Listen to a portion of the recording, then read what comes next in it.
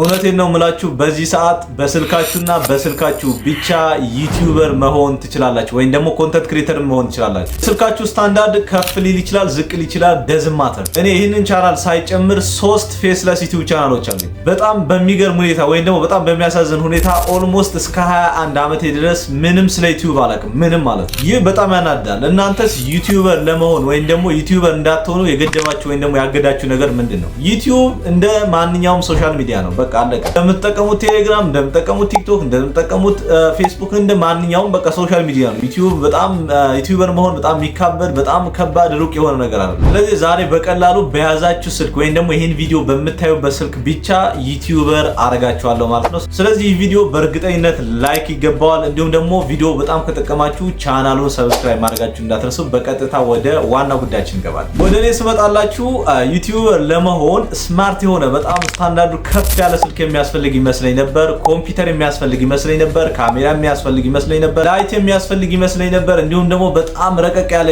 ስቱዲዮ ወይም ደግሞ ቪዲዮ የምትቀርጹበት ቦታ የሚያስፈልግ ይመስለኝ ነበር። የውጭ ሀገር ዜጋ ወይም በውጭ ሀገር የሚኖር ሰው የሚያስፈልግ ይመስለኝ ነበር። ግን አይደለም። ይሄ በጣም ከእውነት የራቀ ነው። እውነቴን ነው የምላችሁ በዚህ ሰዓት ዩቲዩበር ለመሆን ወይም ደግሞ ኮንተንት ክሪኤተር ለመሆን የሚያስፈልጋችሁ ስልክ ቁጥራችሁ ይህን ቪዲዮ የምታዩበት ስልካችሁና አክቲቭ ወይም ደግሞ የምትጠቀሙበት ኢሜይል ብቻ ነው የሚያስፈልጋችሁ። ስለዚህ እነዚህ 3 ነገሮችን አሟልቻለሁ ወይም ደግሞ እነዚህ አሉኝ። ነገር ግን ዩቲዩብ ቻናል ብከፍት እንኳን ምን እለቃለሁ ወይም ደግሞ ምን ኮንተንት ክሪኤት አደርጋለሁ የሚል ነገር ነው የሚያሳስባችሁ። እነዚህ ሰበብ ሊሆኑ አይችሉም። ለዚህ በጣም መፍትሄ አለው። ምክንያቱም አብዛኛው የሚደረጉ ወይም ደግሞ አብዛኛው ክሬት የሚደረጉ ኮንተንቶች ምንም አይነት ፊት ወይም ደግሞ ፌስ አያስፈልጋቸው። ነገር ግን ዩቲዩብ ቻናል ከከፈታችሁ በኋላ ክሬት የምታደርጉት ኮንተንት በአጠቃላይ አኒሜሽን ሳይጨምር በሁለት ይከፈላል። ፌስለስ እና ዊዝ ፌስ የምንለው ማለት ነው። ፌስለስ የምንለው እንግዲህ ይሄ ካሜራ ፊት ቁጭ ብለን የማንሰራው ቪዲዮ ወይም ደግሞ ድምጽና ምስሎችን በማቀናበር የምንሰራው ወይም ደግሞ ኤዲት የምናደርገው ቪዲዮ ማለት ነው። ሌላኛው ደግሞ ዊዝ ፌስ ወይም ደግሞ እንደዚህ አይነት ካሜራ ፊት ቁጭ ብላችሁ የምትሰሩት ቪዲዮ ነው። ሌላኛው ደግሞ አኒሜሽን ነው። ነገር ግን ስልካችሁ ካሜራ ላያጠራ ይችላል። እንዳልኳችሁ ሌሎች ነገሮች የሚገድቧችሁ ከሆነ ፌስለስ ዩቲዩብ ቻናል መክፈት ትችላላችሁ። ቻናሉ ተመሳሳይ ነው፣ ምንም ማተር አያደርግም። ነገር ግን የምትለቁት ቪዲዮ ግን ይለያያል ማለት ነው። ስለዚህ እሱን ደግሞ ቪዲዮ እንዴት ኤዲት እንደሚደረግ እንዴት እንደሚሰራ ቪዲዮ ስራልን ያላችሁኝ አላችሁ ኮመንት ላይ እሱን በደንብ አሳያችኋለሁ። ምንም ችግር የለውም። ፌስለስ ቪዲዮዎችን እንዴት እንደምናገኝ እንዲሁም ደግሞ ድምጻችንና ቪዲዮ እንዴት እንደምናቀናብር አንድ በአንድ አሳያችኋለሁ ማለት ነው። እንዳልኳችሁ እኔ 3 ፌስለስ ዩቲዩብ ቻናሎች አሉኝ። ይሄንን ቻናል የከፈቱት እንግዲህ አሁን 3 ወሩ ነው። ስለዚህ በ3 ወሩ ነው እንግዲህ ይሄንን ሰብስክራይበር ያገኘሁት።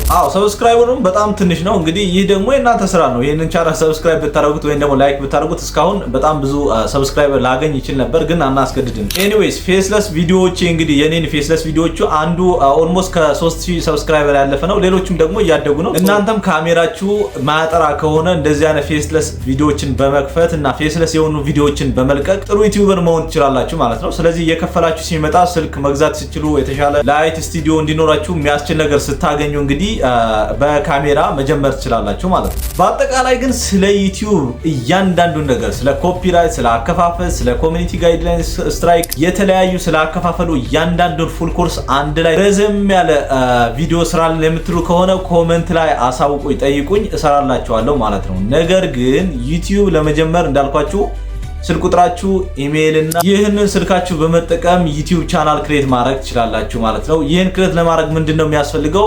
ቀጥታ ብሮዘር ላይ ትገባላችሁ። ከዛ በኋላ ሳይን አፕ በማድረግ ዩቲዩብ ቻናል ክሬት ማድረግ ነው። እያንዳንዱ ነገር ደግሞ አሳያችኋለሁ። እንዴት ካላችሁኝ ደግሞ አሁንም በፉል ኮርስ እንዳካትላችሁና ቻናሉን ከ1000 ሰብስክራይበር በላይ ከሆነ ነው እንግዲህ ይህንን ቪዲዮ የምለቀው። ፌስለስ ዩቲዩብ ቻናል ከፈታችሁ በኋላ ደግሞ ኮንተንት ክሬት ስትሆኑ ኤዲት ለማድረግ የሚጠቅማችሁ እያንዳንዱ ማቴሪያል ደግሞ ቴሌግራም ቻናል ላይ አስቀምጬላችኋለሁ። ገብታችሁ እዛ ማውረድ ትችላላችሁ ወይም ደግሞ መውሰድ ትችላላችሁ። እንደም እንዳልኳችሁ ዩቲዩብ እንደ ማንኛውም ሶሻል ሚዲያ ነው። እንደምትጠቀሙት ቴሌግራም፣ እንደምትጠቀሙት የትኛውን ፌስቡክ ወይም ደግሞ ሌሎችም እንደ ቲክቶክ እንደተለያዩ ሶሻል ሚዲያ ነው ማየት ያለባችሁ። ነገር ግን ዩቲዩብ ለየት የሚያደርገው ነገር አለ።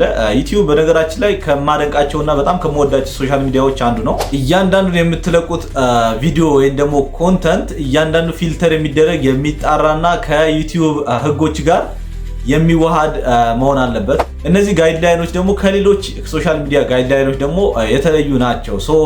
እነሱን ጋይድላይኖችን ማክበር አለባችሁ። ለምሳሌ ስለ ኮፒራይት ኢሹ ማወቅ አለባችሁ፣ ስለ ኮሚኒቲ ጋይድላይን ስትራይክ ማወቅ አለባችሁ። እንዲሁም ደግሞ ዩቲዩባችሁን ባን የሚያስደርጉ ጉዳዮችም አሉ። እነሱ በጥንቃቄ በዋርኒንግ በተለያዩ ቅጣቶች ከተደረጉ በኋላ የሚመጡ ናቸው።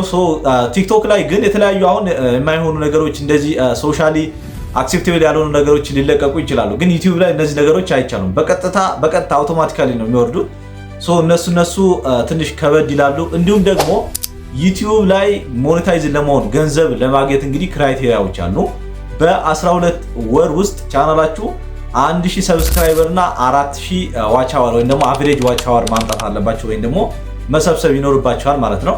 ወደ ሌሎች ሶሻል ሚዲያ ላይ ስትሄዱ ግን ትንሽ ቀለል ይላል። አሁን ቲክቶክ ላይ ስትመጡ ኢንተርናሽናል ቲክቶክ እንግዲህ ኢትዮጵያ ውስጥ አይከፍልም፣ ግን ኢንተርናሽናል አካውንት ካላችሁ ክራይቴሪያዎቹ ከዩቲዩብ ጋር የሚነጻጸር አይደለም፣ ትንሽ ቀለል ይላል። እንዲሁም ደግሞ ፌስቡክም ኢንስታግራምም እንደዛ ነው። ነገር ግን ዩቲዩብ ላይ ስትመጡ ትንሽ ከበድ ይላል፣ ግን ከባድ አይደለም። ለምሳሌ 4000 አወር ማለት አንድ ቫይራል የወጡ ቪዲዮ ካላችሁ 1 ሰብስክራይበር እና 4000 ዋች አወር በአንድ ቪዲዮ ማግኘት የምትችሉት ነው። ስለዚህ በጣም ከበድ ያለ ነገር አይደለም። ሌላው ዩቲዩብ ቻናል ከሌሎች ሶሻል ሚዲያዎች ከበድ የሚያደርገውና ለየት የሚያደርገው ነገር ምንድነው? ቻናል ክሬት ለማድረግ የምንሄድበት ፕሮሰስ ትንሽ ለየት ያደርገዋል። ለምሳሌ አሁን ቲክቶክ ላይ በጣም ቀላል ነው። ኢሜል ታስገባላችሁ፣ በቃ አለቀ። ትንሽ የዩቲዩብ ቻናል አከፋፈት ስቴፕ እና እያንዳንዱን ቬሪፊኬሽን ትንሽ ሰፋ ያለና ብሮድ የሆነ ነው ማለት ነው። ስለዚህ ይሄ ዩቲዩብ ትንሽ ከሌሎች ሶሻል ሚዲያዎች ለየት ያደርገዋል።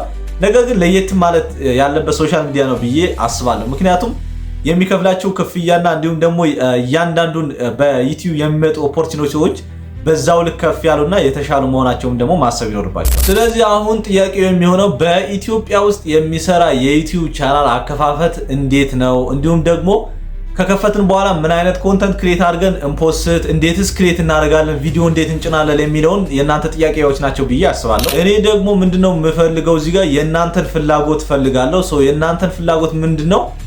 ዩቲዩብ ስለ ዩቲዩብ ያለውን እያንዳንዱን መረጃ ፉል ኮርስ ስራልን የምትሉ ከሆነ ኮመንት ላይ ገብታችሁ ጻፉልኝ። ከዚህ በኋላ የሚቀረው ስለ ዩቲዩብ እያንዳንዱን ኢንፎርሜሽን ኢትዮጵያ ውስጥ የሚሰራ ዩቲዩብ ቻናል ወይም ደግሞ ኢትዮጵያ ውስጥ ሆነን እንዴት ዩቲዩብ ላይ ገንዘብ ማግኘት እንችላለን፣ ምን ያስፈልጋሉ፣ እንዴት ክሬት እናደርጋለን፣ ክሬት ካደረግን በኋላ ምን አይነት ቪዲዮ መልቀቅ እንችላለን የሚለውን እንዳሳውቃችሁ የእናንተ ፍላጎት ፈልጋለሁ። ስለዚህ የእናንተ ፍላጎት ለማወቅ ደግሞ ኮመንት ላይ አሳውቁኝ። ፉል ኮርስ ወይም ደግሞ ዩቲዩብ ፉል ኮርስ ብላችሁ ጻፉ። እንዲሁም ቻናሉን ሰብስክራይብ ማድረጋችሁን አያለው ማለት ነው። ከዛ በኋላ ይህንን ቻናል ከ1000 ሰብስክራይበር በላይ ከሆነ እያንዳንዱ ስለ ዩቲዩብ ያለውን ነገር እያንዳንዱ ነገር አሳውቃችኋል። ማሳውቃችሁም ደግሞ ከተማርኩት ካየሁት ብቻ ሳይሆን እያንዳንዱ የፌስለስ ዩቲዩብ ቻናል አለኝ ብያቸዋለሁ።